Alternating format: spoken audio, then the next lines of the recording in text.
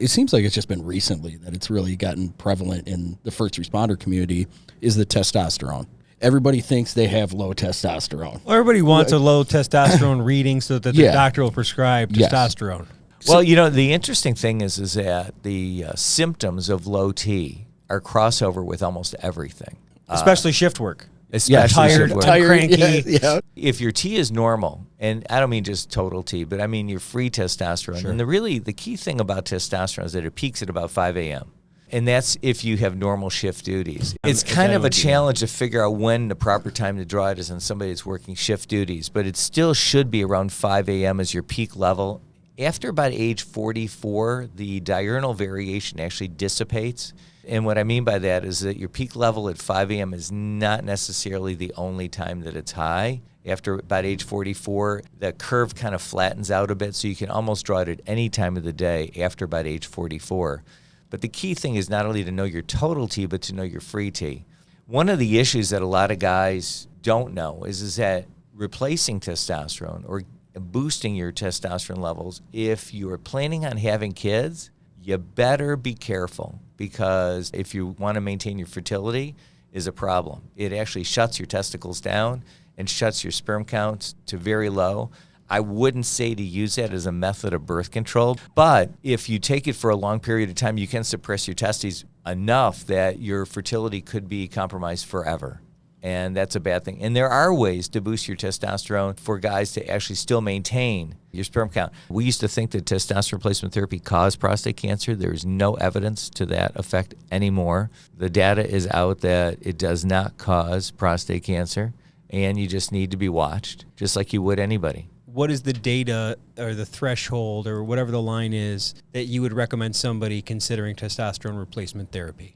If your free testosterone is low, you should consider it. What is the safe ceiling of... Or is there one? Nobody knows. You can have complications from the side effects, but you can still get that even at low levels. Sure. So it's not necessarily the level of replacement that's going to determine the complications. But the biggest complication is bone marrow toxicity and increasing your red blood cell count to high levels and your hematocrit too high. The analogy I always tell patients is that it's like putting too thick of an oil in your engine, and your engine just can't work anymore. And that's what happens to your heart. If your red blood cell indices get too high, your heart as a pump will fail, and you can actually then end up with a heart attack or a stroke. Is there a way to monitor that? All the time. Yeah, I was going to say, there's got to be a way to monitor that if you're going to have that therapy. Right. Now, so I've had patients during the course of therapy who are happy at certain levels. Sometimes I'll try them on alternative therapies that don't cause the bone marrow toxicities. Some of the testosterone replacements now can actually not cause bone marrow toxicity, so you can actually switch to different agents or replacement options. And the other option is just to monitor it. And if your blood count indices get too high, you can also get your blood donated through the Red Cross. And that's one way. And the other is just to go ahead and have blood removed at a hematologist's office, which I've had patients do during their course of therapy. You can try reducing their testosterone replacement amounts, but most guys are not happy with that. No. And that actually creates a negative outcome. So you have to look for happy solutions, and everybody responds differently. Right. I guess on the flip side of that is you've got the guys who are taking the replacement therapy, but then you have the guys who are spending a ton of money on natural testosterone boosters, right?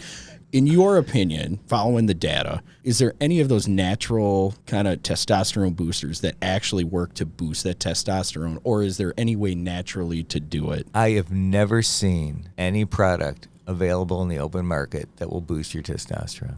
There you go. Not once.